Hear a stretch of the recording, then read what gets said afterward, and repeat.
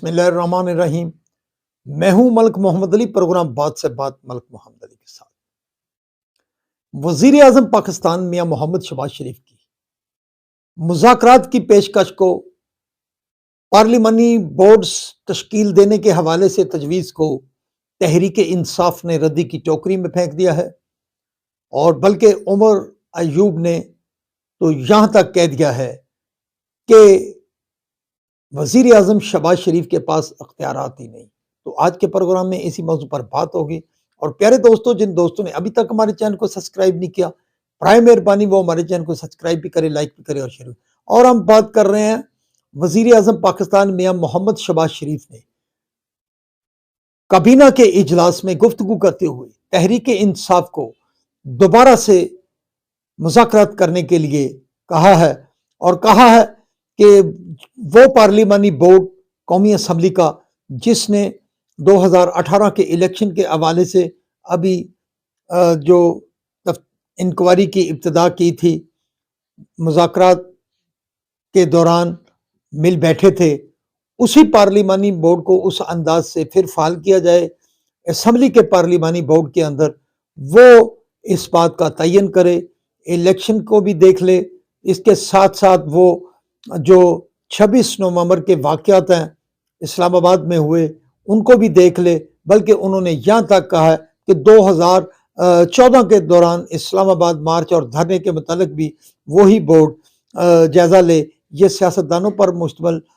جو پارلیمانی بورڈ بنے وہ ان تمام معاملات کا جائزہ لے کر فائنل فیصلہ کرے،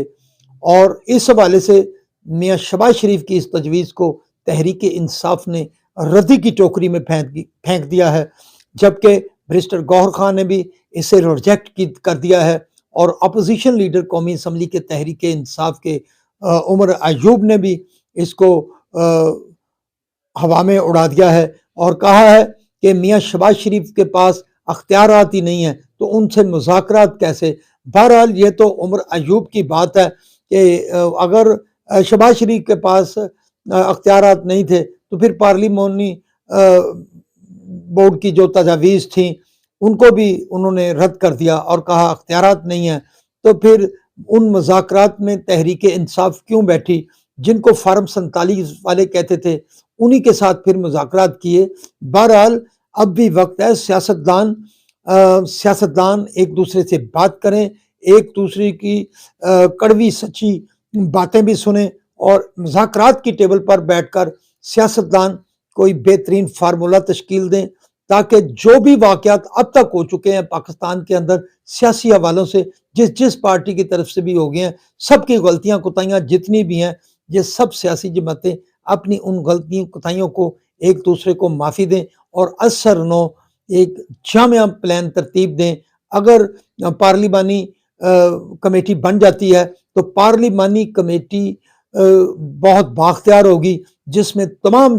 جماعتوں کے نمائندگان شامل ہوں گے۔ اگر یہ سیاسی جماعتیں اس فارمولے پر آ جاتی ہیں تو پھر ہم سمجھتے ہیں کہ پاکستان میں سیاسی استحکام بھی آئے گا، اور پاکستان ترقی اور خوشحالی کی راہ پر بھی گامزن ہوگا، اور سیاستدانوں کو اس بارے میں ضرور غور کرنا چاہیے۔